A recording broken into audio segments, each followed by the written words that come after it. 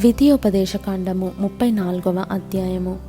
మోషే మోయాబు మైదానము నుండి యెరికో ఎదుటనున్న పిస్గా కొండ వరకు పోయి నెబో శిఖరమునకెక్కెను. అప్పుడు యెహోవా దాను వరకు గిలాదు దేశమంతయు, నఫ్తాలి దేశమంతయు, ఎఫ్రాయిము మనష్షేల దేశమును, పశ్చిమ సముద్రము వరకు యూదా దేశమంతయు, దక్షిణ దేశమును, సోయరు వరకు ఈత చెట్లు గల యెరికో లోయ చుట్టూ మైదానమును అతనికి చూపించెను. మరియు యెహోవా అతనితో ఇట్లనెను, నీ సంతానమునకిచ్చేదనని అబ్రహాము, ఇస్సాకు, యాకోబులకు నేను ప్రమాణము చేసిన దేశము ఇదే. కన్నులారా నిన్ను దాన్ని చూడనిచ్చితిని గాని నీవు నది దాటి అక్కడికి వెళ్ళకూడదు.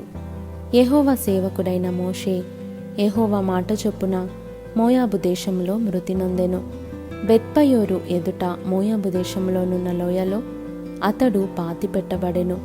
అతని సమాధి ఎక్కడనున్నదో నేటి వరకు ఎవరికీ తెలియదు. మోషే చనిపోయినప్పుడు 120 సంవత్సరంల ఈడుగలవాడు. అతనికి దృష్టిమాంద్యము లేదు, అతని సత్తువు తగ్గలేదు. ఇశ్రాయేలీయులు మోయాబు మైదానములలో మోషేను బట్టి 30 దినములు దుఃఖము సలుపగా మోషేను గూర్చిన దుఃఖము సలిపిన దినములు సమాప్తమాయెను. మోషే తన చేతులను నూను కుమారుడైన యెహోషువ మీద ఉంచి ఉండెను గనుక అతడు జ్ఞానాత్మ పూర్ణుడాయెను. కాబట్టి ఇశ్రాయేలీయులు అతని మాట విని యెహోవా మోషేకు ఆజ్ఞాపించినట్లు చేసిరి.